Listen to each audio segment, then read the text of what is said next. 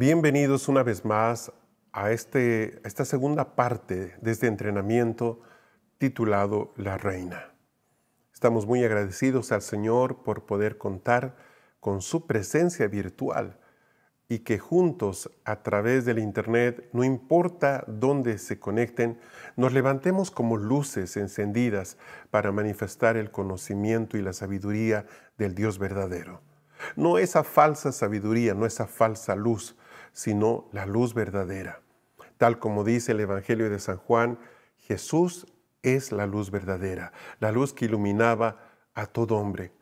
Pero ¿por qué dice luz verdadera si es que no había habido antes una luz falsa?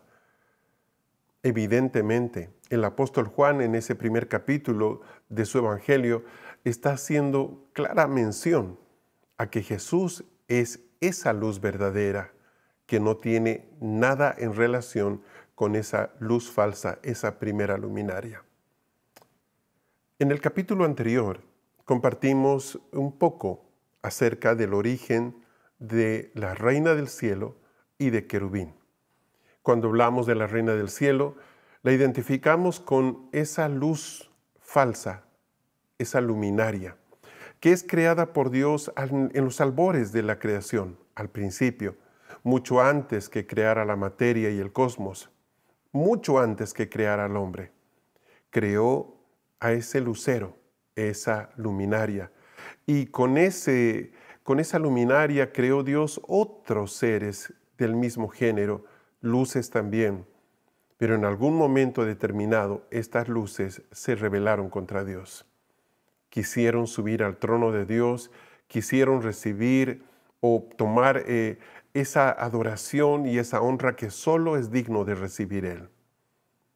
También hablamos acerca de Querubín, a quien nosotros identificamos como diablo o Satanás muchas veces.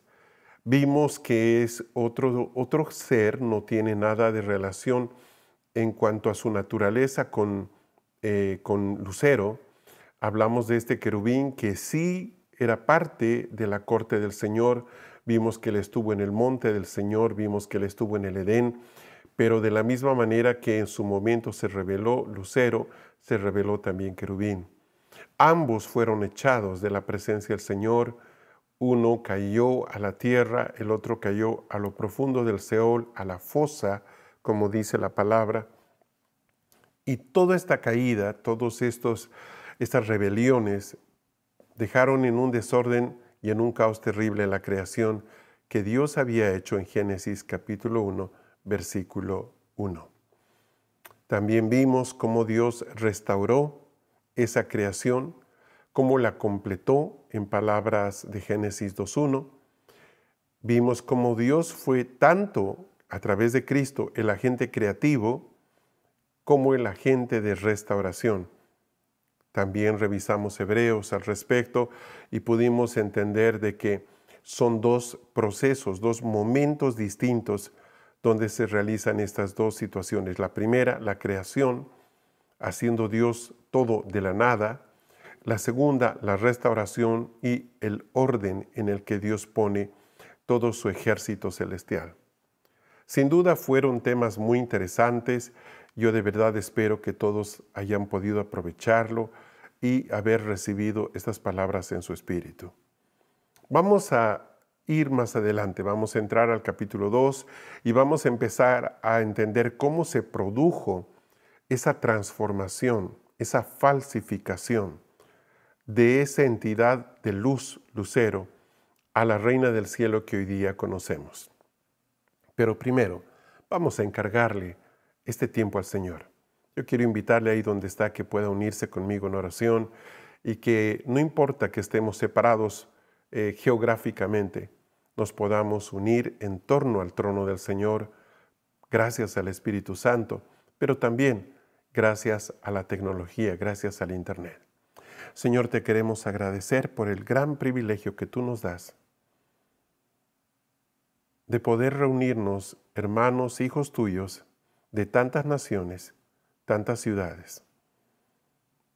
Señor, gracias porque en ti no hay océanos que nos separen, ni hay cordilleras que nos dividan.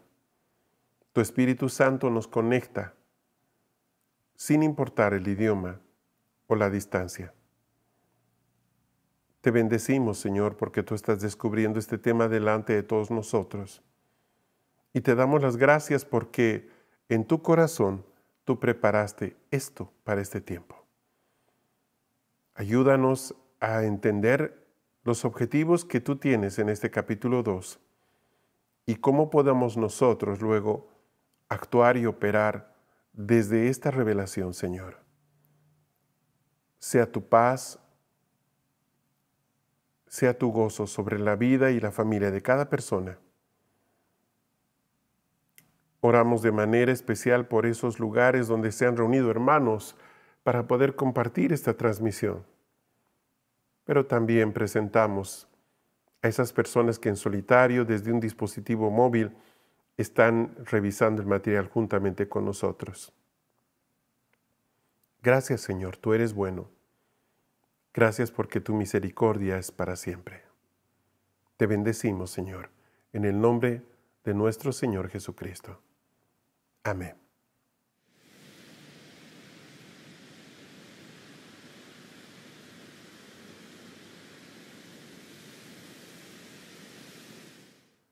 Vamos adelante entonces.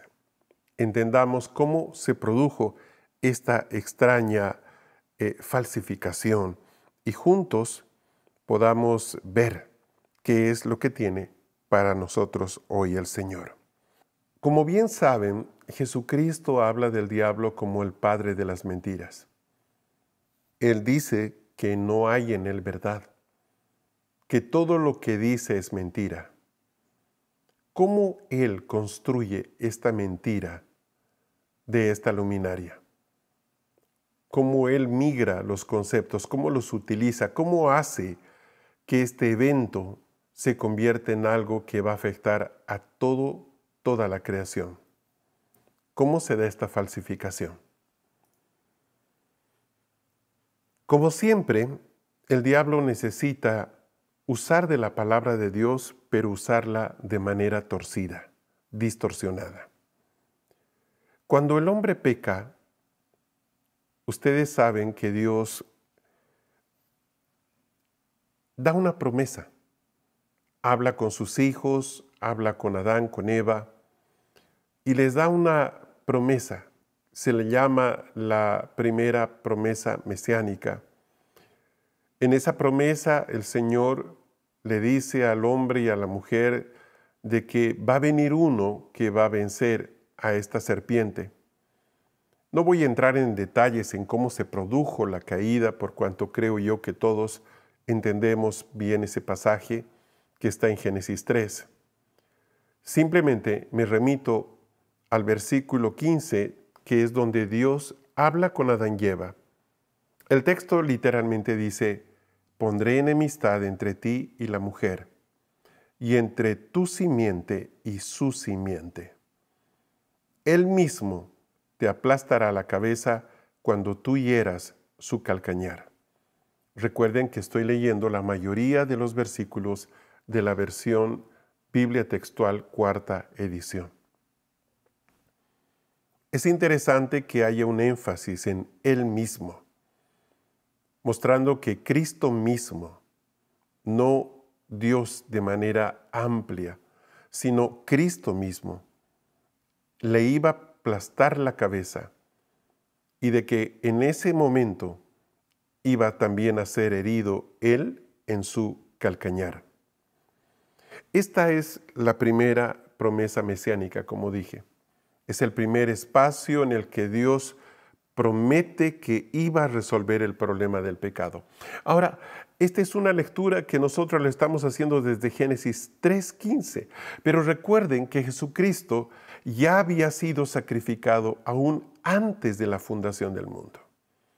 Entonces, cuando habla en este pasaje respecto a que Él iba a pisar la cabeza de la serpiente, está hablando desde la perspectiva de Jesús como ser humano, el Jesús, el Hijo de Dios encarnado, que iba a pisar la cabeza. ¿Cuándo? En la cruz. Cuando Él muriera, iba a pisarle la cabeza. Es decir, eso que parecía una victoria para la serpiente, en realidad iba a ser su derrota definitiva. El diablo iba a pensar o pensaba de que iba a ganar, llevando a Jesús a la cruz. Pero lo cierto es que en esa cruz Jesús vence definitivamente a su adversario. Ahora, esta promesa, y la pongo en pantalla una vez más para ustedes, pone énfasis en que la simiente, es decir, la semilla, iba a venir de la mujer. Cuando dice aquí la mujer, está hablando en primera instancia de Eva, obviamente, pero está también haciendo entender que que iba a aplastar la cabeza, esta simiente, iba a descender como ser humano y por tal razón iba a descender de una mujer. Aparece aquí la mujer como el vehículo de redención a través del cual Dios iba a traer al Redentor. Ese elemento es el que el enemigo va a utilizar para crear toda una estructura de creencias y de pensamientos en torno a una palabra profética, en torno a lo que es, en este caso, la primera promesa mesiánica que encontramos en la Escritura. En el libro de Génesis 3:20, un poco más adelante, dice, y llamó Adán el nombre de su mujer Javá, por cuanto ella llegaría a ser madre de todo viviente. Literalmente ahí dice Isha. Isha se ha traducido como Eva, y Eva significa, o Javá, madre de los vivientes. Recuerden ustedes que el nombre que Dios le pone a la que llamamos Eva en realidad es varona. Dice, varón y varona los creó. Entonces, ¿qué es lo que sucede acá? Si ustedes recuerdan, después de que se presente el pecado de Adán y Eva, Dios los encara y empieza Dios juzgando a todas las partes, a todos los que fueron parte de alguna manera de este pecado. Va a juzgar a la serpiente, va a juzgar a Adán, lo va a condenar a trabajar, va a decirle de que la tierra no le va a devolver ahora su fuerza, le habla del sudor, del sacrificio, va a tratar con Eva. Eva ahora está bajo la autoridad de su esposo, de Adán, pero también ahí es cuando se libera la promesa de que va a ser a través de la mujer que venga esa simiente que iba a destruir a este adversario. También vemos consecuencia sobre los animales y sobre las plantas. Entonces, es particular que un poco más adelante, apenas 5 versos después, Adán llame a su esposa Eva, deje de llamarla varona, porque ella había sido puesta ahora bajo su autoridad. Entonces, él le pone otro nombre, ya no usa el nombre que Dios le dio, la llama Eva. Pero es un nombre que también está recalcando la promesa que Dios había dado en Génesis 3:15. Es decir, que iba a ser de la mujer que descendería la simiente que pisaría la cabeza de la simiente de la serpiente también. Entonces, tiene mucho sentido de que Adán llame a su esposa como madre de los vivientes. Ahora, nosotros sabemos de que esta historia ocurre en un tiempo en el cual nosotros no tenemos una referencia cronológica. Por muchos años se ha argumentado de que la cuna de la civilización es Mesopotamia. En un momento vamos a hablar de Mesopotamia. En muchos sentidos puede ser cierto, ya que es en Mesopotamia donde se encontró los primeros vestigios, por ejemplo, de la agricultura. Hasta antes de eso, el hombre, por lo que sabemos, en la historia regular, era nómada. Sin embargo, esa es una historia incompleta. Hoy día, a ciencia cierta, nadie sabe exactamente cuánto tiempo el hombre ha estado en la Tierra. Este es uno de los temas de mayor investigación, pero también, a pesar de todo el estudio y toda la búsqueda que se ha hecho todavía, se manejan fechas o tiempos más por conveniencia dentro de una lectura, un libreto histórico que ha sido difundido hace más de 50 años, que por las últimas investigaciones. ¿Cuándo aparecen las primeras ciudades? Se dice en el relato regular que en Mesopotamia aproximadamente 4000 años antes de Cristo. Sin embargo, cada vez salen informaciones, descubrimientos, investigaciones que van retrocediendo esa fecha. Hoy día ya hay evidencias arqueológicas de construcciones humanas, hablemos de prototipos de ciudades, que datan de por lo menos 25,000 años antes de Cristo. Estoy hablándoles de un tiempo muy cercano a la última era glaciar. Obviamente, esto todavía no es parte del canon histórico que se quiere manejar en todas partes. Esta teoría de presencia y construcción humana de más de 20,000 años todavía está siendo debatida y varios investigadores a nivel global están sacando publicaciones con evidencias que son bastante inquietantes, mostrando pruebas precisamente de construcciones humanas que tienen más de 20,000 años.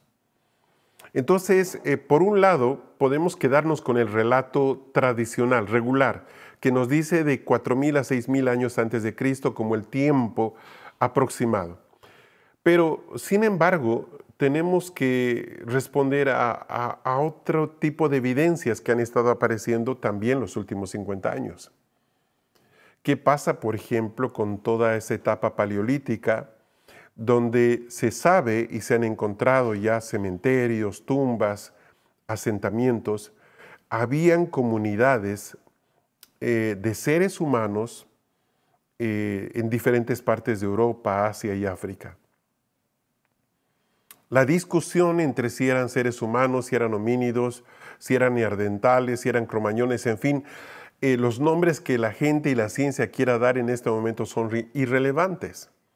No estamos haciendo una investigación acerca de la historia de la humanidad, sino más bien de la manera en que un evento ocurrido miles de años atrás, que es la caída de Lucero y la caída de Querubín, han plasmado su impacto en el desarrollo de la cultura de los pueblos. Para poder ver esto, para poder poner en perspectiva, permítanme retroceder bastante en el tiempo. Más adelante vamos a hablar de lo que pudo haber pasado 4,000 años atrás. Vamos a irnos a más de 30,000 años atrás. Hablamos de de las que se llaman las Venus paleolíticas. ¿Qué es lo que se ha encontrado? Bueno, se ha encontrado evidencia lítica, a veces en madera, a veces en cerámica, que muestra un tipo de culto a la fertilidad a través de la figura de la mujer. A estas figuras, a estas entidades, se les llama las Venus paleolíticas. Básicamente son diosas madre que han sido representadas de diferentes maneras por hombres relativamente primitivos, mostrando de que era en la mujer donde había la energía femenina procreadora y donde había fertilidad. Es decir, esta es una lectura muy interesante de Génesis 3:15, cuando Dios le dice a Eva, ¿verdad?, de que de ella, de su simiente, iba a nacer el que iba a pisar la cabeza de su adversario. pero de una manera distinta. Es decir, ellos ven a la mujer como la representación de la creación, de la naturaleza. Se han encontrado muchísimas figuras, imágenes, estatuillas representando esta diosa madre. No así de hombres, pero sí de mujeres. En muchos casos, esta mujer, como dije, es la personificación de la tierra o de la vida en general. Se ha teorizado que estas diosas madres tenían su origen en los matriarcados neolíticos pre-indoeuropeos. Todos sabemos de que las comunidades se formaron inicialmente como comunidades matriarcales, no patriarcales. Esto es muy interesante porque de hecho cuando se establecen las ciudades ya como las entendemos en la Mesopotamia, sí vemos estructuras patriarcales, pero en el Neolítico definitivamente hay muy poca evidencia al respecto. Se han hallado diversas figuras pequeñas y a menudo corpulentas en el transcurso de excavaciones arqueológicas del Paleolítico Superior, a las cuales se ha denominado Venus paleolíticas. Este arte paleolítico, estas representaciones femeninas, son escasas en proporción a otro tipo de restos o de residuos arqueológicos, pero son más numerosas que las masculinas. Y las más conocidas y llamativas por su realismo anatómico son las que en el siglo XIX se empezaron a conocer como Venus esteatopigias. Se vincula estas estatuillas a diosas de la fertilidad y la reproducción, como dije, también como representaciones mitológicas usadas en rituales individuales o colectivos y a las que se les atribuía cualidades que propiciarían la fecundidad femenina. Su cronología es muy amplia. La más antigua de todas estas data de al menos 38,000 años antes de Cristo. Estas figuras, en muchos casos, se las consideraba aparentemente como protectoras del embarazo y del alumbramiento. Las figuras tienen características similares, aunque han sido encontradas en diferentes lugares de la tierra y han sido también encontradas hechas de diferente material, pero en general tienen rasgos anatómicos que nos permiten determinar que sí son mujeres y de que obviamente eran consideradas o sagradas o especiales o protectoras, pero en todo caso representando a la creación, a la naturaleza como la fuente de la vida.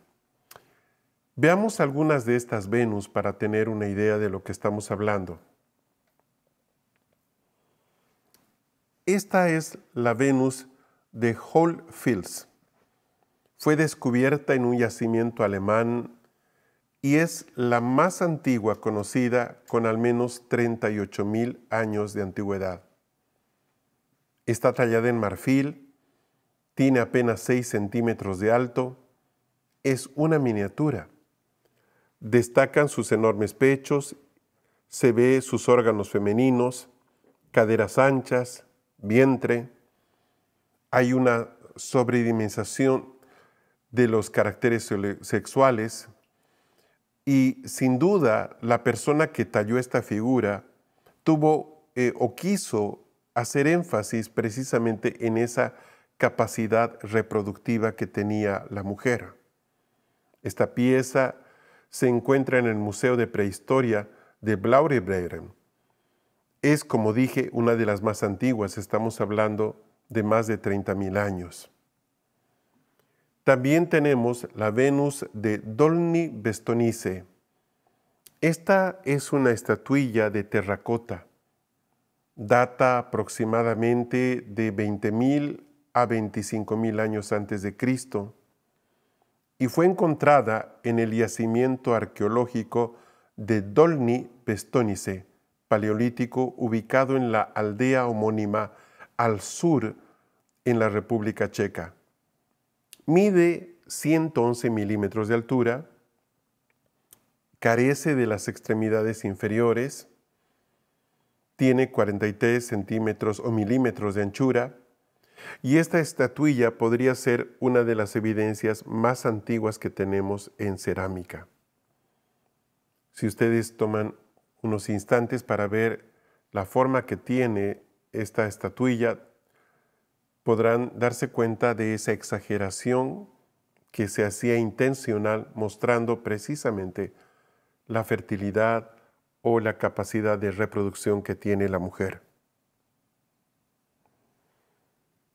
Probablemente la más famosa de todas estas Venus es la Venus de Willendorf. Esta es una Venus paleolítica que está datada aproximadamente entre 27.500 años y 25.000 años antes de Cristo. Fue hallada en 1908 en unas excavaciones de un yacimiento paleolítico cerca de Willendorf, en Austria, en las orillas del río Danubio. Tiene 11 centímetros de alto, 5.7 de ancho y 4.5 de grueso, con 15 centímetros de circunferencia. Actualmente se conserva en el Museo de Historia Natural de Viena, en Austria. Es interesante la forma de tocado que tiene la Venus. Aparenta ser una corona, pero hoy día se ha podido determinar que es un tipo de peinado muy elaborado. Ahora, estamos hablando, repito, de cerca de 25.000 años antes de Cristo. Esto contradice definitivamente las fechas que maneja el registro histórico actual, que nos hablan de 6.000 o 4.000 años antes de Cristo.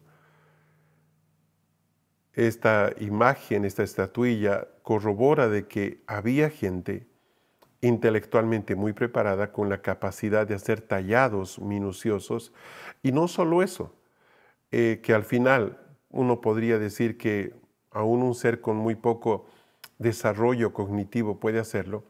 Vemos que por el énfasis que hace al tallar las figuras, hay la intención de mostrar cualidades implícitas, como por ejemplo el de la fertilidad. Entonces, para nada es algo que uno pueda desmerecer. Veamos una de mis favoritas. Esta se llama la Venus de Lausel. Es una obra que apenas tiene 43 centímetros de altura. La Venus de Lausel, o la Dama del Cuerno, es una de las obras básicas para comprender el arte paleolítico, tallado en piedra caliza. Fue descubierta en Francia en el año de 1909. De unas dimensiones que no llegan a los 50 centímetros de altura y un grosor de 33 o 36 centímetros, data de una antigüedad de 25.000 años. Ahora, yo quisiera que pudieran notar algunos detalles muy interesantes. Primero, que la figura, la cabeza de esta Venus está de costado. Ella sostiene un cuerno que tiene marcas que corresponden con los números del mes de un calendario lunar, y la otra mano la tiene muy suavemente reposando sobre su vientre, como queriendo indicar de que hay una relación entre los días del mes lunar y el vientre. Es interesante los detalles que tiene, es interesante la representación. También se puede ver una exageración en las proporciones, mostrando, tal como lo estuve explicando, de que hay el interés de poder sobreseñalar justamente esta capacidad de fertilidad que tiene la mujer. No menos impactante es esta diosa que se llama la diosa de Pano Corío, o la diosa serpiente. Esta data de 6.000 a 5.000 años antes de Cristo. Es una diosa sedente y coronada con rostro y cuerpo humanos y piernas que tienen forma de serpientes. Se le rendía culto en santuarios domésticos y su función era garantizar la continuidad de la vida. Está hecha de arcilla, mide 14.2 centímetros, procede de Cato Lerapetra, Creta, Grecia.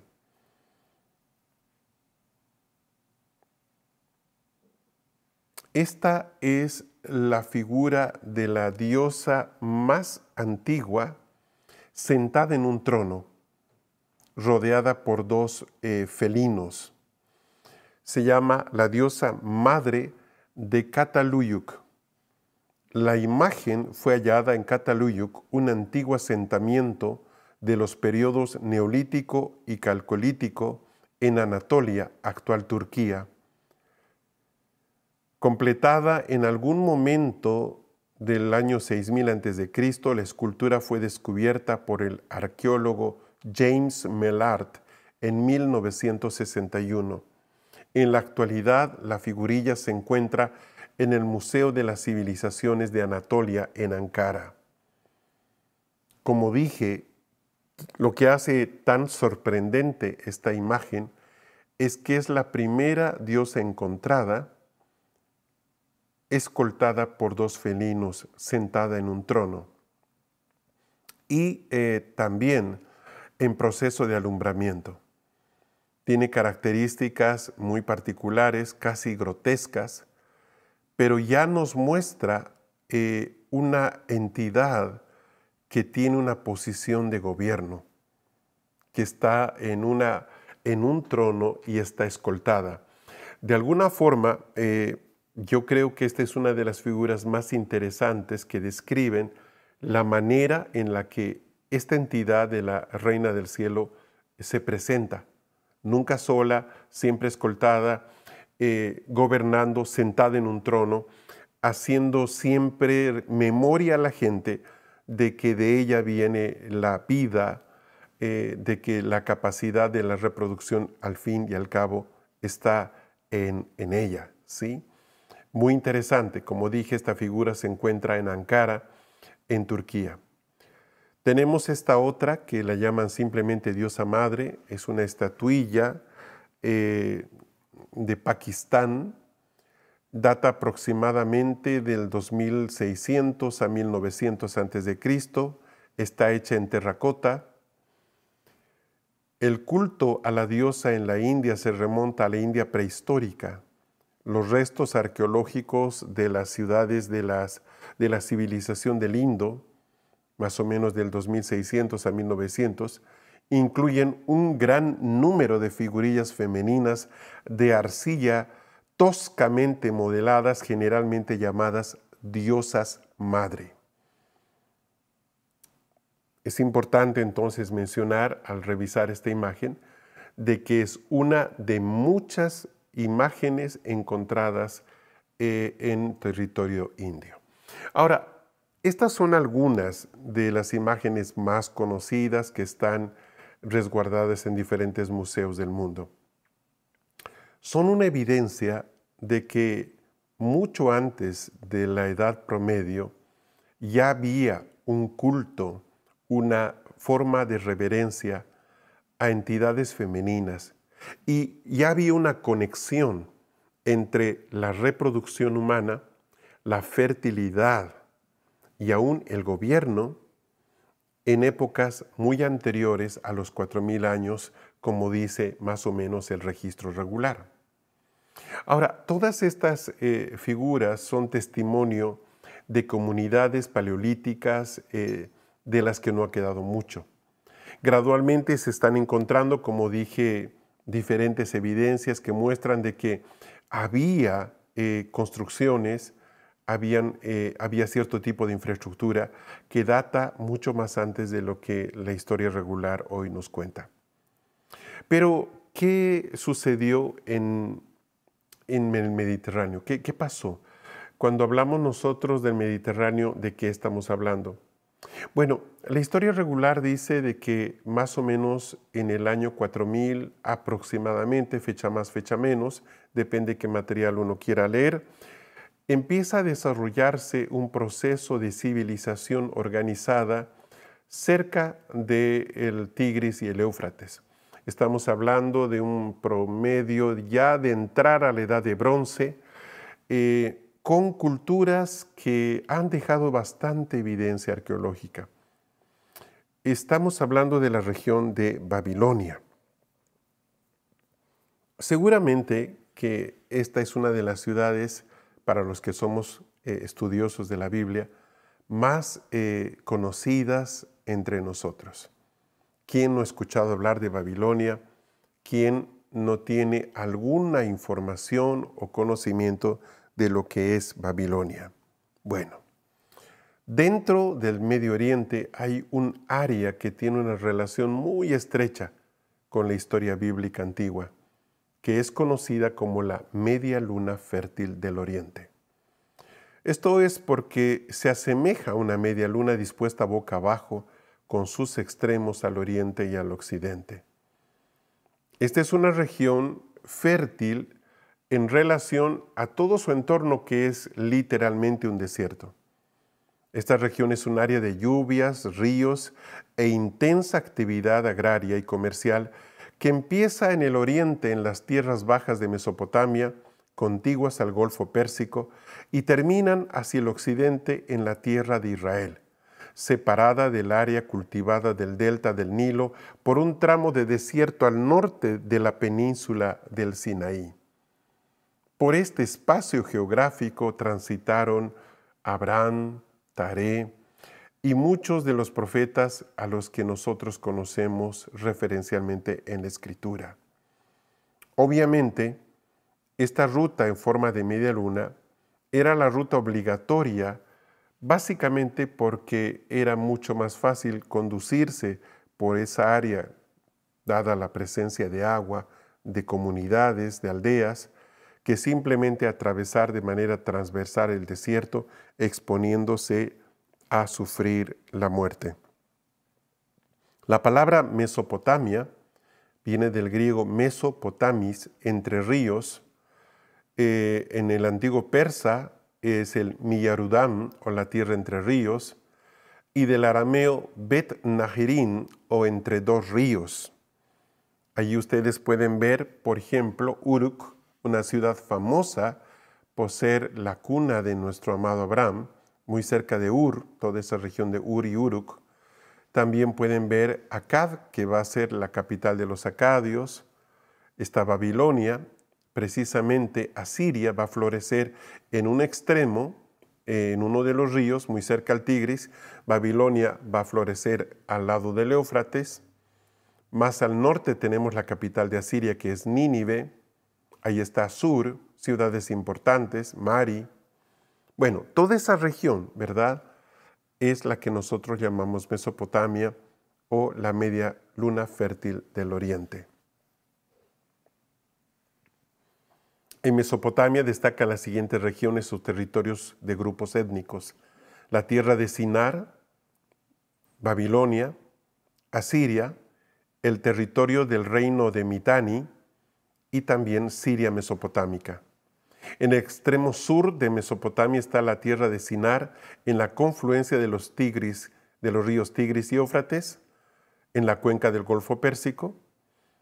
Toda esta área fue el escenario del surgimiento de la civilización actual más antigua que se conoce, los sumerios. Estamos hablando aproximadamente del siglo IV antes de Cristo.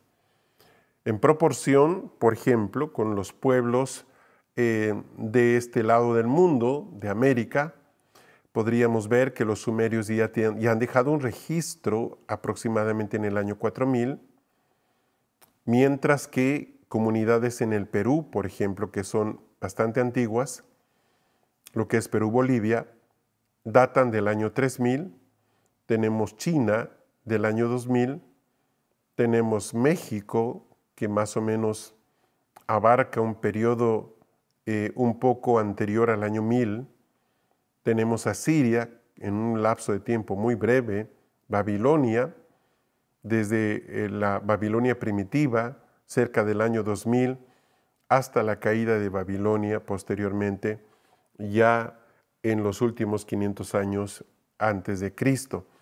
Estas fechas, como dije hace un momento, están en relación a la lectura tradicional que hoy hay de la historia. Esto está cambiando y va a cambiar más. Sin embargo, para el relato, para la investigación y el trabajo que estamos haciendo, es bueno que tengamos las dos perspectivas. Por un lado, todo lo que son esas diosas paleolíticas, mostrando de que el culto a la Reina del Cielo no empezó en Babilonia como se enseña. Ese es un error. Ya había una forma de culto esparcido en Europa, especialmente en diferentes comunidades paleolíticas.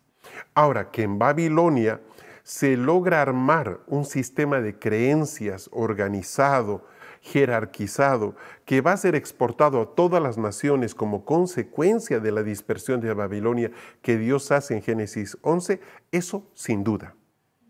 Es decir, hasta antes de Babilonia lo que tenemos es una creencia incipiente de la Reina del Cielo, asociándola a la fertilidad y a la reproducción. Después de Babilonia tenemos un culto organizado, formado, estructurado, conectado con las estrellas, conectado con el futuro, conectado con la hechicería, conectado con la monarquía, con ya una estructura de gobierno que tiene la capacidad de influir en las sociedades y en las comunidades. Entonces, más allá de que este culto haya nacido como tal únicamente en Babilonia, cosa que en lo particular yo no comparto, sin duda fue en Babilonia donde se organizó como una forma de culto que va a ser exportada a todas partes. Ahora, ¿pero por qué en Babilonia? ¿Por qué no en Asiria? ¿Por qué no en Egipto? Bueno, empecemos con el significado de Babilonia. Babilonia, en lengua sumeria, Kadigira, significa puerta del Dios. En acadio, Bab-Bilui. En babilonio, la puerta de dioses. Técnicamente, podríamos decir que Babilonia es una puerta. Y es una puerta por donde este sistema de creencias se introduce en la humanidad. Esa es la razón por la que era importante utilizar este lugar. Si ustedes recuerdan, hay un salmo muy precioso que dice: alzad puertas eternas vuestras cabezas, y entrará el Rey de Gloria. Dios había determinado de que los que tienen cuerpo espiritual se muevan en ambientes espirituales y los que tienen cuerpo natural se mantengan en ambientes naturales. Pablo nos explica de esto muy claramente. Dice que hay cuerpos espirituales y hay cuerpos terrenales. Ahora, ¿qué pasaba con Lucero? ¿Qué pasaba con Querubín? ¿Qué tipo de cuerpo tienen? Pues tienen cuerpos espirituales. Por lo tanto, no tienen legalidad para actuar en el plano terrenal. ¿Pero por qué actúan? Básicamente porque utilizan puertas humanas. Un ser humano tiene una naturaleza terrenal, un cuerpo biológico, pero también tiene un cuerpo espiritual. Es un ser espiritual. El ser humano es una creación única de Dios porque tiene acceso tanto al ámbito terrenal como al ámbito espiritual. Entonces, hay una razón por la que tanto Lucero como Querubín usaron al hombre como puerta de entrada para poder tener acceso y gobernar sobre lo terrenal. A nivel ciudad, a nivel país o a nivel reino, como quieran, Babilonia es una puerta. Y es a través de esa puerta donde llega todo este culto del Paleolítico y se forma un sistema organizado de creencias que va a afectar a todas las naciones de la tierra. Por eso es tan interesante poder entender el rol que tiene Babilonia.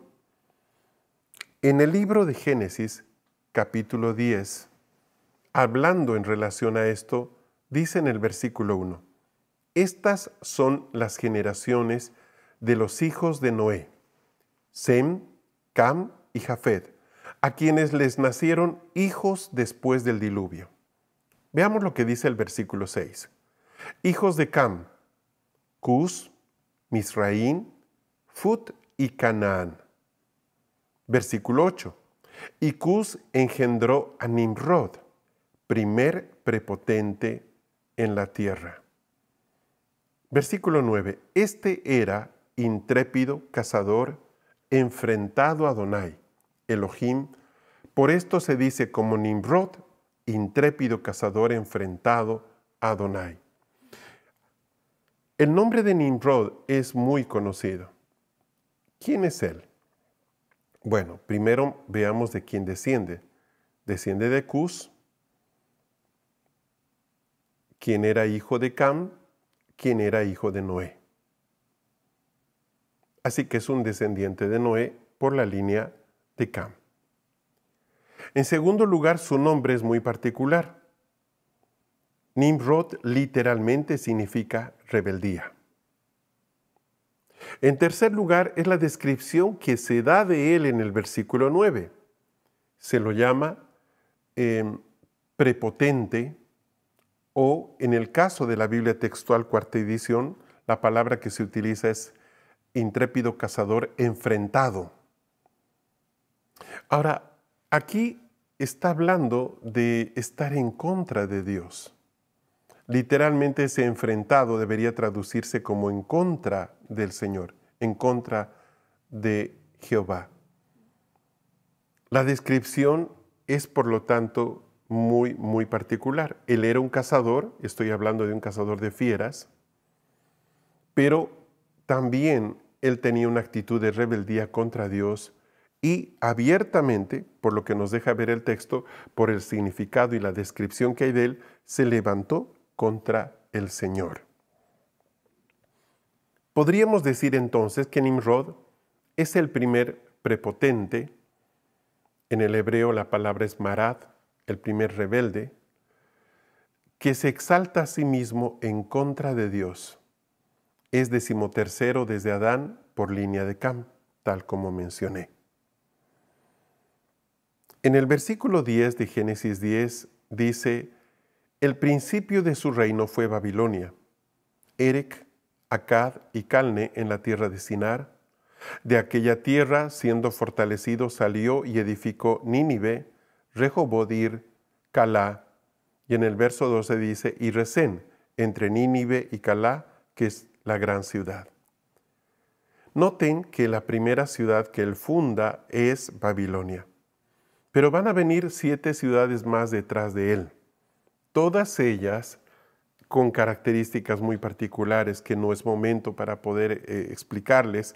Espero que en algún momento puedan hacerlo o puedan ustedes revisar este material. Hay una escuela muy preciosa que dimos hace algunos años que habla acerca de Babilonia. Fue una escuela online que ustedes la pueden conseguir también en nuestra tienda del Ministerio Querigma. Habla muy bien en detalle respecto a estas ciudades, el significado de cada uno de estos nombres y la manera gradual en que muestran la expansión que hubo de este sistema de gobierno que viene a través de precisamente Nimrod. Vean ustedes, en el versículo 10 dice: el principio de su reino fue Babilonia, y ahí suelta otras ciudades, otros nombres, pero dice en tierra de Sinar, es decir, la región donde establece Babilonia es la tierra de Sinar. Ahora, ¿qué sabemos de Sinar nosotros en la palabra? Bueno, veamos lo que dice el libro de Josué 7:21. ¿Qué dice Josué 7:21? Dice: entre el botín vi un hermoso manto de Sinar y 200 siclos de plata y una barra de oro de 50 siclos. Los codicié y los tomé, y he aquí están escondidos bajo tierra dentro de mi tienda, y la plata debajo de ello. Esta es una historia que nosotros conocemos, es una triste historia. Recapitulemos. La primera ciudad que Josué conquista es Jericó. Es interesante que el significado de esta ciudad es diosa luna.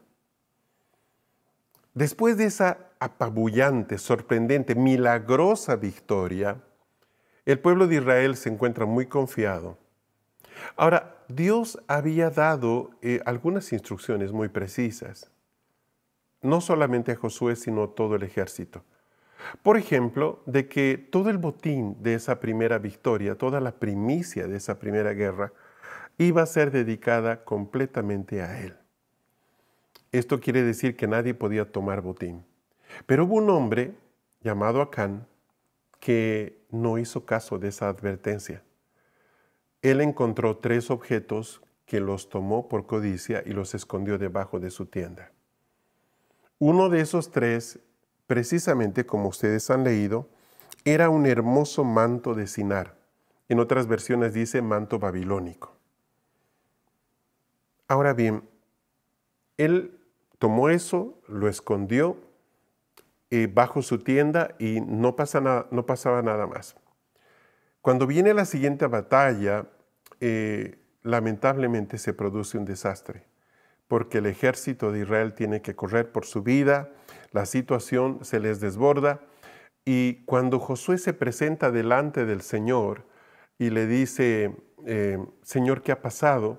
Lo que le va a responder el Señor es, Israel ha pecado. Y dice, no solo ha pecado, sino también ha escondido del botín que dije que no tomaran. La consecuencia sobre Acán es terrible. Él va a ser apedreado por todo el pueblo, junto con toda su familia, inclusive con los animales que él tenía. Todo esto por haber tomado este manto babilónico, este lingote de plata y estos ciclos, o este lingote de oro y estos ciclos de plata. Entonces, sí hay un castigo por la desobediencia, sin duda que la hay, pero también no pasa desapercibido que sea, como dije, un manto babilónico. ¿Qué otra referencia tenemos?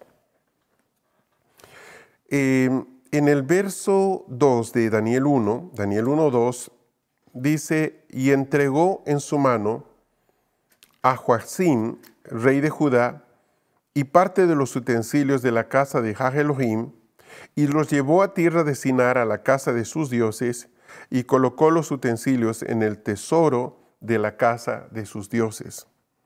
Bueno, aquí estamos viendo uno de los pecados de uno de los reyes de Israel, de Joacim. Recordarán ustedes que cuando es visitado por el rey de Babilonia, él lo lleva o presume de todos estos tesoros del templo frente a él, y él se va a llevar objetos. Hay 2 situaciones. En uno se relata cómo él presume, cosa que Dios le molesta, pero también está el hecho de que los utensilios, tal como dice acá, van a ser llevados a tierra de Sinar. Y claramente dice aquí, a la casa de sus dioses. Y colocó los utensilios, estas cosas que se llevaron, en el tesoro de la casa de sus dioses. Hay una tercera referencia que quisiera hacer en relación a Shinar, y este es un pasaje muy interesante que está en Zacarías. Zacarías capítulo 5, versículo 5 adelante, dice, y salió el ángel que hablaba conmigo y me dijo, alza tus ojos y mira, ¿qué es lo que sale? Y dije, ¿qué es? Respondió, es un efa que sale. Dijo además, es el ojo de ellos en toda la tierra. He aquí, una tapa de plomo fue levantada, y había una mujer sentada en medio del efa. Y dijo, esta es la maldad, y la arrojó dentro del efa, y echó la tapa de plomo sobre su apertura.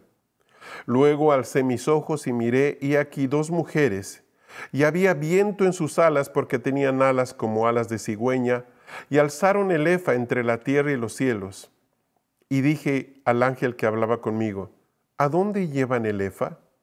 Y me respondió, a edificarle templo en tierra de Sinar, para que cuando esté listo sea colocado allí en su lugar. Qué interesante este pasaje de Zacarías, qué particular, qué revelador. Nos habla de la maldad, una entidad identificada como la maldad, y nos dice claramente en este pasaje de que cuando el profeta está mirando toda esta escena tan tremenda, él puede ver precisamente cómo unos ángeles actúan sobre esta entidad y la meten dentro de una cesta.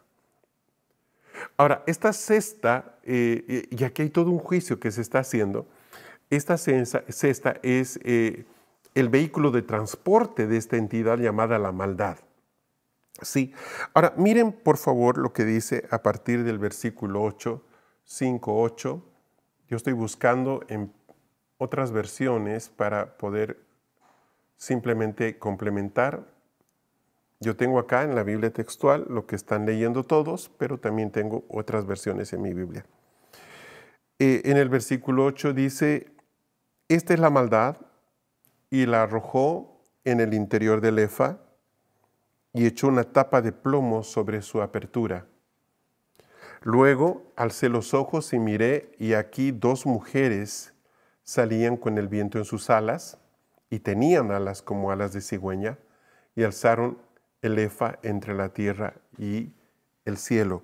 Vean ustedes que ese tallado que ustedes están viendo al lado del texto es una descripción muy antigua. Esto fue encontrado en Babilonia precisamente, y tiene mucha relación precisamente con lo que se está describiendo aquí en Zacarías capítulo 5. Versículo 9 dice, luego alcé mis ojos, versículo 10, perdón, y dije al ángel que hablaba conmigo, ¿a dónde llevan el efa? Y la respuesta es muy interesante, dice, a edificarle templo en tierra de Sinar, para que cuando esté listo sea colocado allí en su lugar. Otras versiones de este pasaje dicen, por ejemplo, a Babilonia, que es donde le corresponde estar y donde le construirán un templo. Allí en el templo construirán un altar y sobre este pondrán ese recipiente. Leyendo la versión Yuneman dice, para edificarle casa en tierra de Babel y preparar, y la pondrán allí sobre su preparación. Por último, quisiera leer la Biblia Reina Valera 1909. Dice, y él me respondió, para que le sea edificada casa en tierra de Sinar, y cuando esté preparada, lo pondrán sobre su base. En la versión ESV en inglés también dice lo mismo, a la tierra de Sinar, para construirle casa para ella, que está siendo preparada para poner esta canasta y a ponerla en la base. Ahora, evidentemente, el texto nos revela de que hay algo en Sinar. Obviamente estamos hablando de Zacarías, estamos hablando de los 500 años antes de Cristo aproximadamente, y hay una referencia que en la tierra de Sinar se ha edificado o se está edificando un templo para la maldad. Cronológicamente, nosotros sabemos que Babilonia, tal como les mostré en ese pequeño diagrama, abarca un poco más de 1000 y tantos años, ¿sí? Y para el año 500 ya, de hecho, Babilonia estaba entrando en un proceso de declive paulatino. Pero lo que pasó en Sinar sí tiene que ver con una connotación que afecta a muchas naciones todavía. Y pues no puede pasar por alto en ese lugar la leyenda de Semiramis. Yo creo que todos de alguna forma han escuchado en algún momento un poco respecto a Semiramis. Su historia ha sido descrita en miles de tablillas cuneiformes. En dichos materiales se nos dice que fue esposa de Nimrod, por ejemplo. Es identificada por algunos como la reina siria Samuramat. Según leyendas griegas, fue esposa del mítico rey Ninus o Nimrod de Asiria y luego reina gobernante por 42 años, al fallecer el rey Ninus tras 52 años de reinado. A su muerte es proclamado Ninus o Nimrod como dios solar. Dicen que fue concebido inmaculadamente y milagrosamente, que bajó de la luna en un huevo de luna gigante que cayó al río Éufrates en el momento de la primera luna llena después del equinoccio de primavera. Según la leyenda, concibió y dio a luz milagrosamente un hijo llamado Tamuz, al que tuvieron por salvador de Babilonia.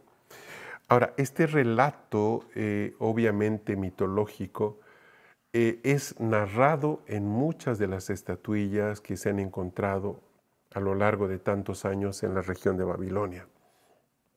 Si existió o no literalmente Semiramis, todavía es discutible, pero de que hubo una reina con características muy similares a las de la leyenda, sin duda que sí. Sin duda que sí. ¿Por qué es interesante Semiramis? Bueno, por favor, al momento de seguir avanzando, no olvide lo que hablamos de Zacarías, no olvide lo que hablamos de Sinar, no olvide que es en ese lugar de Mesopotamia donde se desarrollan las primeras bases de la civilización que van a traernos hasta la actualidad. Entonces, es un lugar importante para que se pueda producir un engaño.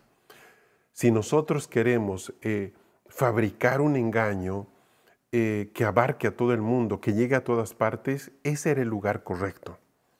Ese era el lugar correcto. Pero por el otro lado, si queremos fabricar un engaño, tiene que tener algunas bases de realidad. Pensemos por un momento en un billete de juguete, más o menos como de monopolio o de banco inmobiliario, de ese juego con el que se compra y se venden propiedades. Si uno recibe o tratan de pagarle a alguien con un billete de esos, de papel, uno se da cuenta que eso no vale nada, que es un papel impreso, punto, y no lo acepta. La particularidad que tiene que tener un engaño o una falsificación radica en el hecho de que debe parecerse mucho al original. Es decir, se debe utilizar un papel lo más parecido posible al papel moneda y sobre ese papel ya imprimir lo que se quiera imprimir, pero que a todas luces sea difícil de ser reconocido como falso. Ese es el objetivo, que la gente lo reciba como si fuera verdadero.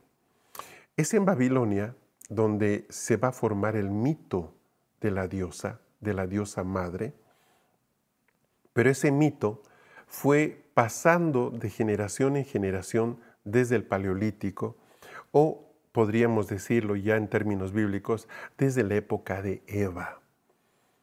Ese dicho de que en algún momento iba a pasar esto, de que de una mujer iba a venir precisamente esa simiente redentora. Ese rey o ese salvador o ese conquistador. Y obviamente hay la presencia de Nimrod como un prototipo de eso. No sabemos quién es su madre. No tenemos registro de mujeres en la genealogía del Pentateuco, por lo menos de esa parte. Pero sí aparece las crónicas de Semiramis, una cantidad de documentos en arcilla que cuentan la historia de esta mujer en relación de un hombre, un rey llamado precisamente Nimrod. Entonces ahí juntamos las evidencias bíblicas con las evidencias arqueológicas y tenemos muy claramente cómo se construyó este mito que tiene características tanto históricas pero también bíblicas. Así surgieron las estatuas de Semiramis con el niño Tamuz en sus brazos. Otra leyenda dice que era hijo de Enki, Acadio Ea, señor del Apsu o las aguas, y de la diosa Sirdu, la serpiente. Según la leyenda, Tamuz fue muerto por una fiera y fue resucitado por su esposa Inanna Ishtar en el mes cuarto. Los judíos exiliados allí llegaron a llamar Tamuz al mes cuarto, que precisamente era el mes en que recordaba este evento, la muerte y la resurrección de Tamuz. Era Tamuz representado por un toro. Es interesante que cuando Israel sale por mano de Dios a través de Moisés, la primera imagen que los israelitas se construyen es precisamente un becerro. Ahora, todo esto era parte de toda una estructura de culto que había en ese tiempo y que también había llegado a Egipto, sin duda sí.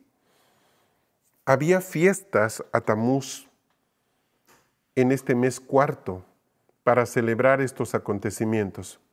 Primero había endechas, llantos, quejidos, lamentos, plañidos debido a la muerte de Tamuz, y después canciones y alegría por su resurrección. Estas fiestas que se desarrollaban en el mes cuarto culminaban en bacanales y orgías repulsivas. Tamuz, con el tiempo, fue ligado como el dios del sol y de la vegetación. Hay una referencia muy interesante en el libro de los profetas, en Ezequiel capítulo 8, versículo 14, hablando de Tamuz. Dice, y me llevó junto a la puerta septentrional de la casa de Jehová, y vi allí mujeres sentadas, plañendo a Tamuz, gritando, clamando de dolor a Tamuz. Esta es la visión que tiene el profeta Ezequiel del templo de Jerusalén. En el templo de Jerusalén, él ve a estas mujeres precisamente rindiendo culto, conforme decía la tradición en el mes cuarto, a esta entidad llamada Tamuz. Hasta el día de hoy, en el calendario civil de Israel existe el mes de Tamuz. Es impresionante que tengamos en su calendario, en el del pueblo de Israel, ni más ni menos, un mes con el nombre, una entidad tan detestable y tan conectada con el nacimiento de la idolatría, ¿no le parece? No deja de ser peculiar. Ahora, Semiramis va a encarnar un rol casi como una telenovela, donde cuenta una historia. Ella se va a considerar primero esposa, pero luego va a haber toda una leyenda para justificar que ella nace inmaculada, que es hija de la luna, y de que se casa con un valiente guerrero que al principio es Nimrod, pero luego hay una historia que va cambiando esta anterior, que dice de que en realidad quien es el esposo es también su hijo. Entonces ella a la vez es la esposa, pero a la vez también es la madre. Y esta asociación es la que va a extenderse en todo el mundo, va a formar todo un culto a la diosa madre, y va a darle una característica de permanencia a lo largo del tiempo muy interesante, que ha quedado plasmada en una cantidad de respaldos históricos, documentales, arquitectónicos, en fin, poéticos. Donde usted mire, hay registros que también han llegado dentro del catolicismo cristiano como tal. Sin duda sí, sin duda sí. Esta diosa madre es la precursora de la diosa mesopotámica Ishtar, de la sumeria Inanna y más tarde de la cananea Astarte. Pues ya en las culturas del norte de Eurasia las mujeres tenían diosas similares del nacimiento y les brindaban protección tanto en su embarazo como en el parto. Es muy común encontrar muchas de estas imágenes aún en antiguos asentamientos hebreos.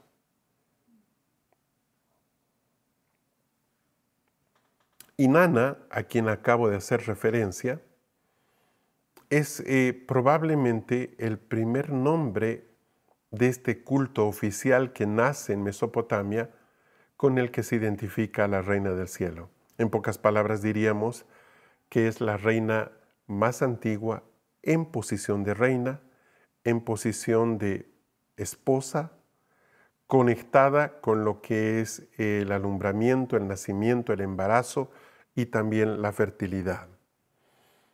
Esta imagen en particular se llama la dama de Huarca o la dama de Uruk. Es llamada coloquialmente la Mona Lisa sumeria Es una escultura que está datada en el año 3300 a.C. Fue esculpida en época de la civilización sumeria. La pieza está considerada una de las primeras piezas de la historia en las que se refleja un rostro femenino y fue hallada en 1938 durante unas excavaciones llevadas a cabo por arqueólogos alemanes en el complejo de templos dedicados a la deidad sumeria Inanna, diosa del amor y la fertilidad, que forma parte de las ruinas de la antigua ciudad de Uruk, ubicadas cerca de la ciudad moderna de Samawa. Seguimos con Inanna. Ya en el periodo Uruk, años 4000 al 3100, Inanna estaba asociada a la ciudad de Uruk. Durante este periodo, el símbolo de un poste con cabeza de anillo estaba estrechamente asociado con Inanna. ¿Recuerdan lo que hablamos de las puertas, cierto? Bueno, aquí tiene ya un ejemplo muy contundente. Esta entidad se estaciona en la puerta de las casas. Durante la época sumeria, un conjunto de sacerdotes conocidos como Gala trabajaban en los templos de Inanna, donde interpretaban elegías y lamentaciones. Los hombres que se convertían en Gala a veces adoptaban nombres femeninos y sus cantos se componían en el dialecto sumerio Emel Sal, que en los textos literarios suele reservarse para el habla de los personajes femeninos. Varios proverbios acadios parecen sugerir que también estos sacerdotes podrían tener inclinaciones homosexuales. Tenemos a Astarte, conocida tristemente por sus menciones, las muchas menciones que hay a esta entidad en el Antiguo Testamento. Esta estatuilla en particular, mesopotámica, representando Astarte, o también dicen Ishtar Astarte, data del siglo III a.C. Esta es una diosa de origen fenicio. Es venerada como la diosa de la vegetación en todo el Oriente Próximo. En sus templos se desarrolló prostitución sagrada, ritual, y era también llamada la reina del lucero de la tarde. Por último, está Ishtar, que la mencionamos varias veces en estas últimas láminas. Además de ser uno de los dioses mesopotámicos más complejos, Ishtar es también uno de los más prominentes. La diosa Ishtar se describe repetidamente en los mitos mesopotámicos como una deidad que posee todos los grandes poderes divinos y que merece su trono sagrado. A menudo se la representa como una diosa feroz que cabalgaba hacia la batalla sobre 7 perros gigantes o sobre posibles leones, y a la que incluso las deidades mesopotámicas más supremas temían cuando estaba en pie de guerra. No por nada se la llama la madre de las batallas o la diosa de la guerra. A menudo se hacía referencia a ella como la reina del cielo y tenía múltiples templos por toda Mesopotamia, en ciudades como Ur y Nínive. Uno de los templos más grandes de Ishtar era el de Eana, en la metrópoli sumeria de Uruk. El famoso rey mesopotámico Sargón de Akkad fue un gran defensor de Ishtar y extendió su culto a partes de Mesopotamia que aún no veneraban a la diosa del amor. Esta, la diosa de la guerra o señora de las batallas, sería la que al final va a dar forma, junto con las dos anteriores, Inanna y Astarte, a todo el sistema de culto que está precisamente detrás de la que nosotros identificamos como la reina del cielo. Hay una imagen que quisiera que puedan ver con detalle. Ahí está precisamente Ishtar. Es un una imagen que es bastante compleja porque tiene tanta inscripción cuneiforme, tanto también elementos de representación que son más complejos de a simple vista. Esto mismo está acá. Pueden ver ustedes ahí precisamente el felino, el león, que en algunos parecía un perro. Aquí se ve claramente que es un león. La vemos siempre armada con flechas. Está alada. Está la estrella de Ishtar en la parte intermedia. Y tenemos también un sacerdote o sacerdotisa en este caso.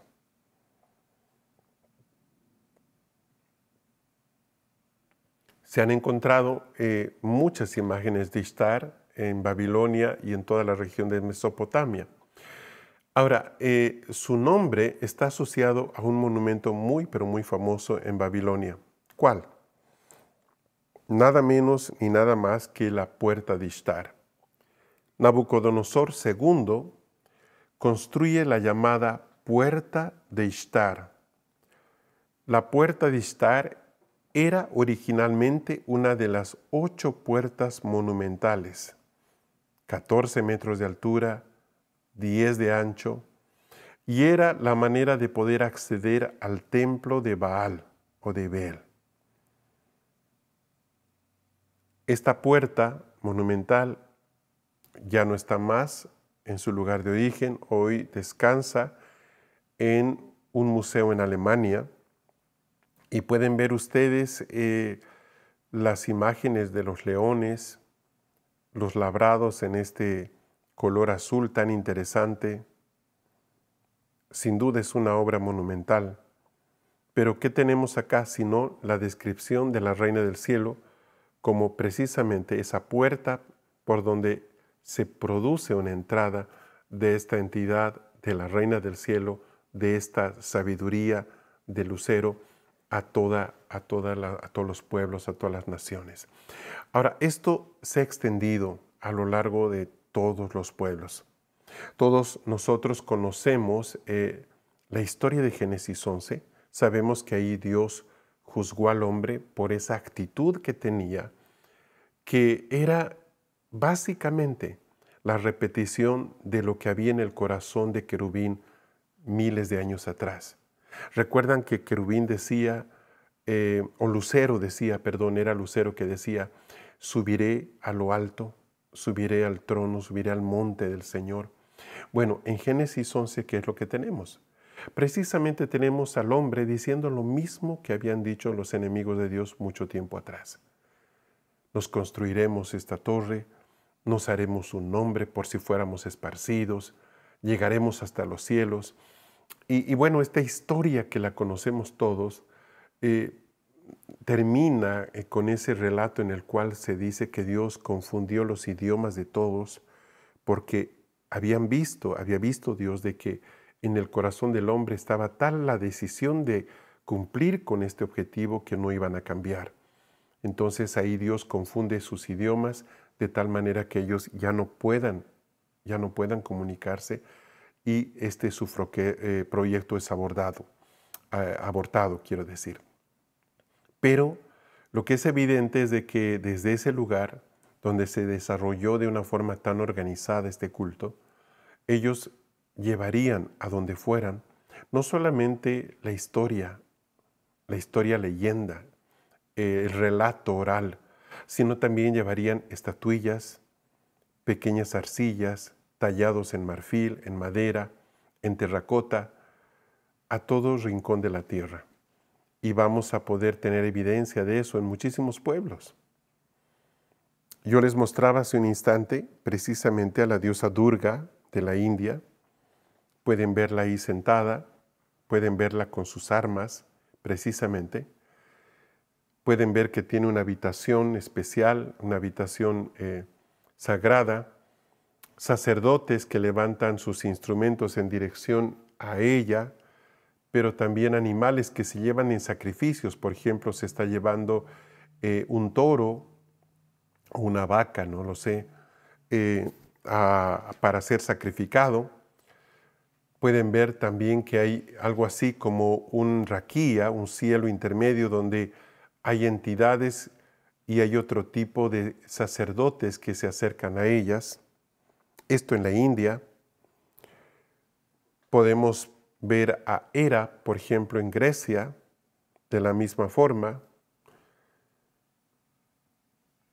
O, por ejemplo, Brigitte, dentro de los celtas, que tiene características muy similares precisamente al de Inanna, Ishtar o Astarte. Muy conectada con la naturaleza, con la fertilidad, con la tierra. Es interesante que siempre va a darse esta relación entre mujer, fertilidad, reproducción y tierra, ¿verdad? Tenemos entre los nórdicos, por ejemplo, a Nertus. Se han encontrado imágenes de Nertus precisamente con las mismas características, una entidad conectada con la naturaleza. Dentro del norte de España, el pueblo vasco, está Mari, imágenes dibujadas en las cuevas que describen esta entidad. Parece casi un dibujo infantil, pero tiene características muy particulares. Vean ustedes que hay estrellas. Recuerden hace un momento la que les mostré y les dije, esta es la estrella de Ishtar. Vean ustedes esas estrellas. Pero también hay seres humanos y también hay una representación probablemente de animales. Tenemos en las culturas mexicanas o centroamericanas, por ejemplo, a Coatlicue o Tonantzin, la diosa madre, asociada a lo que es la fertilidad, la naturaleza, la reproducción.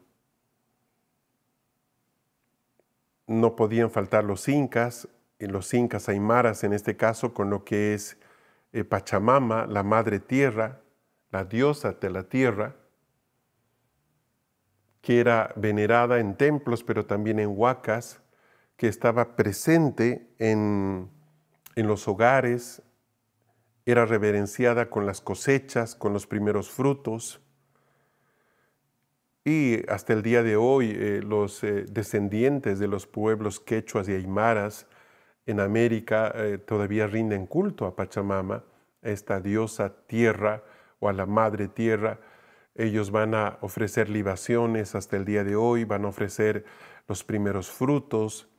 En muchos casos van a tener fechas marcadas con los equinoccios o los solsticios, en este caso, para rendirle culto, convocatoria.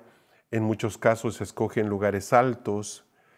También se le ofrece culto en lugares de aguas, en lagos importantes. Eso le da características a algunos lagos, de lagos sagrados, por ejemplo, en fin.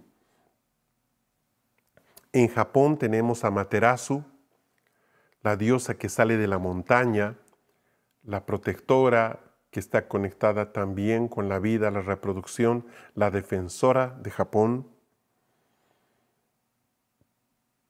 Tenemos en la cultura hindú o hinduista a Madhya Pradesh, por ejemplo, de la misma forma una reina, una diosa. En Egipto tenemos a Isis y Horus, tenemos a la diosa madre y al hijo Horus, también representada en un trono. Y bueno, dentro del catolicismo, sin ir muy lejos, por ejemplo, las vírgenes negras, donde tenemos esa combinación de reina y rey, ¿cierto? De reina, madre, y del hijo, que es el rey. Otra vez dentro del hinduismo tenemos, por ejemplo, aquí a Devaki y Krishna, esta combinación dual, que originalmente pues aparece, como dijimos, ya dentro de Mesopotamia a partir del año 6000 aproximadamente antes de Cristo. Y la lista puede crecer en pueblos de diferentes latitudes, no hay mucho que buscar. Nosotros vamos a encontrar en cada pueblo referencias a esta diosa madre que han llenado la tierra, sin duda.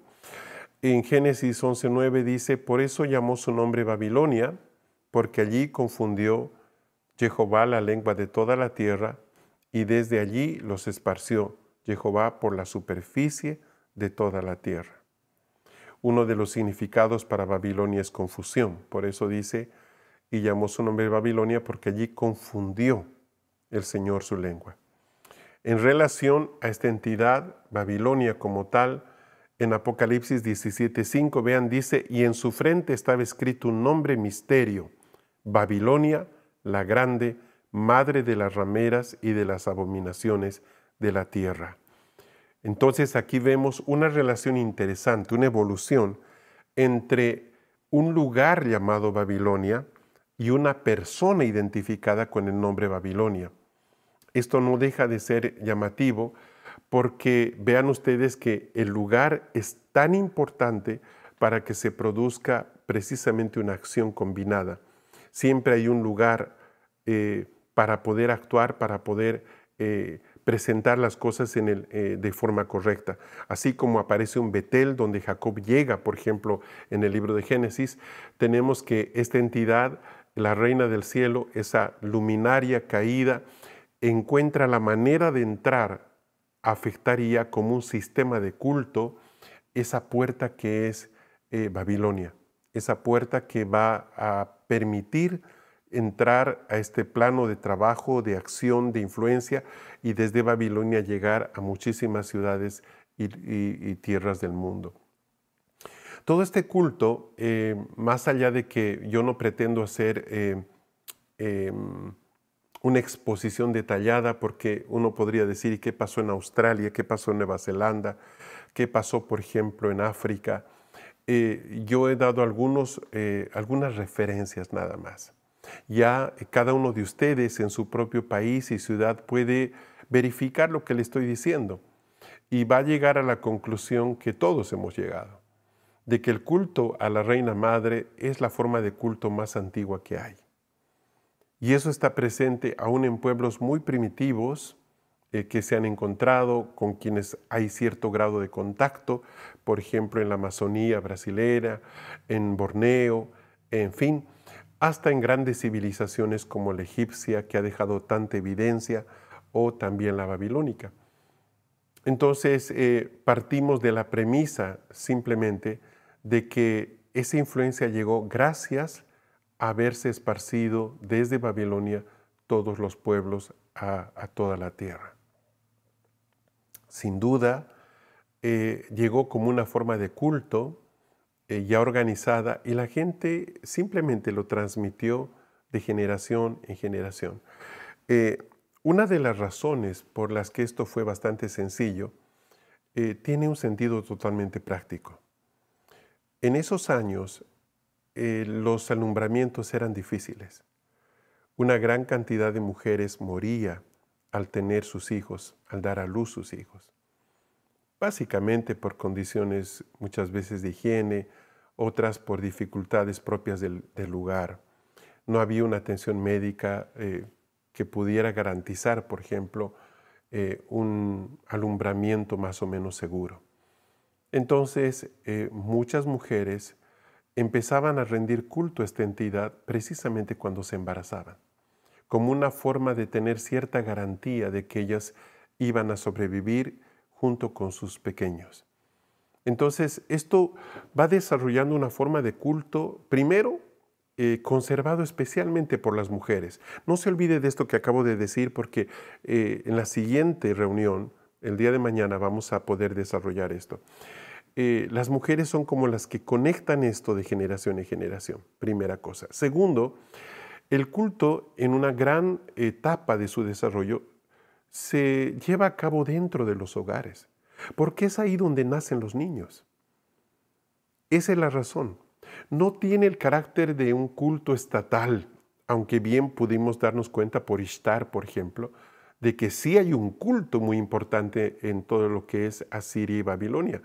Pero a pesar de la fuerza que tenía Ishtar, no era la diosa más importante del panteón babilónico. Había otro que era más importante. Entonces, dentro de la religión como estatal, si se quiere, había una presencia masculina como la más importante, pero esa era la que era menos influyente en la cultura de la gente. Me explico, es decir, la gente no tenía mucho problema con lo que creía el rey o con lo que se hacía en el templo. Lo que a la gente le importaba era lo que pasaba en su casa. Y en la casa se rendía culto a entidades femeninas. Entonces, por ejemplo, aún en la época de los reyes en Israel, era frecuente encontrar pequeñas estatuillas de Astarte o Acera de este tamaño en la cocina, en las habitaciones. Y lo digo porque se han encontrado, excavando asentamientos judíos, se han encontrado un sinnúmero de estas figurillas, mostrando de que no tenían una urna, no había un nicho donde ponerla en la puerta, pero estaba entre la ropa de la mujer, estaba guardada entre el menaje de cocina, en fin. Hay un pasaje de la Biblia que nos permite ver cuán serio esto era, y tiene que ver con Jacob y Raquel. ¿Recuerdan ustedes a Raquel, la amada esposa de Jacob? ¿Recuerdan que cuando ellos llega el tiempo de que abandonen la casa de los padres de Raquel y vuelvan de regreso hacia la tierra de Jacob, Raquel se roba los terafines de su padre? ¿Qué eran los terafines? Bueno, los terafines eran básicamente ídolos familiares. Ella tenía ídolos familiares que codiciaba de su padre. Ella los toma y los roba y se va. ¿Por qué se va Raquel con esos terafines? Precisamente por lo que le estoy diciendo. Ella anhelaba embarazarse. Recuerde que ella no podía tener bebés. Y obviamente en ese tiempo, como en toda la antigüedad, se vendía la idea de que a través de estas entidades uno podía embarazarse. No había Biblia en ese tiempo, no había ley. Pero lo que nos permite conocer ese relato de la Biblia en Génesis nos hace ver precisamente estos detalles. Cuando el padre de Raquel se da cuenta de que ha sido robado, él sale en persecución de Jacob y de su esposa y los encuentra y pide que le devuelvan, pero dice que ella los esconde debajo de su vestido y se sienta. Y ella niega haberlos tomado y obviamente Jacob no sabía que su esposa los había tomado tampoco. Esto al final va a provocar la muerte de Raquel. Y está muy claro el relato porque Jacob, sin saber eso, hace un voto frente a Dios exigiendo que cualquiera del grupo que va con él, que tenga algo escondido contra Dios, algo que ofenda a Dios, pues muera. Y curiosamente, sin saberlo, él está sentenciando a su esposa Raquel, a su amada Raquel, que sí se robó los terafines de la casa de su padre. Al final, usted conoce el relato bíblico, ella sí muere. Dios permite que sobreviva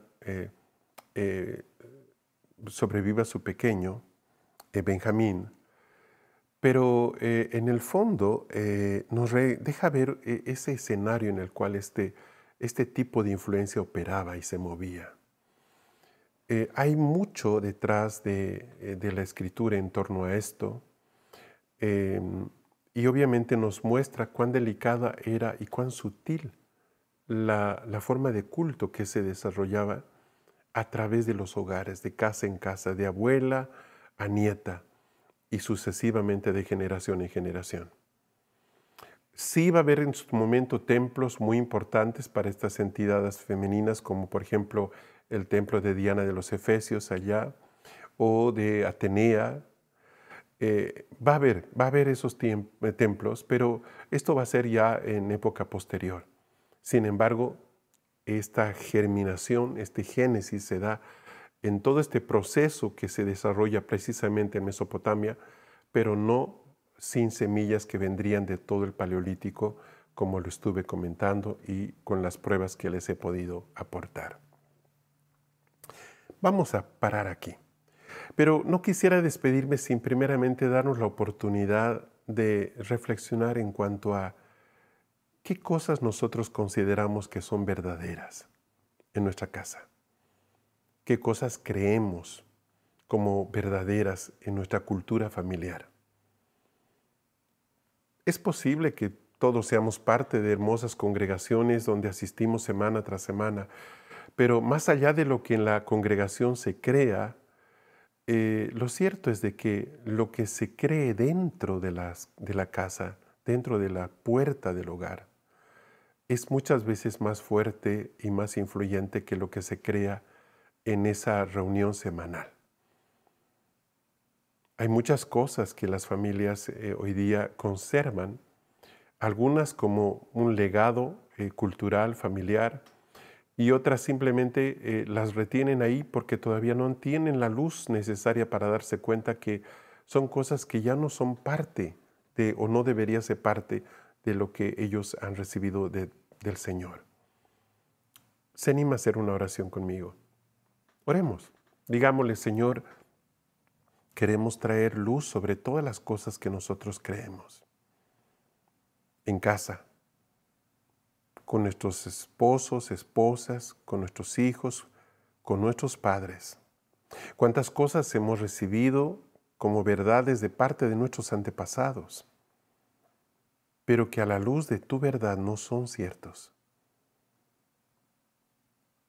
Padre, te pedimos que tu luz, esa luz verdadera que ilumina a todo hombre, nos ayude a ver lo que está escondido y nos ayude a identificar todas esas cosas guardadas que nos están robando y nos están enfermando.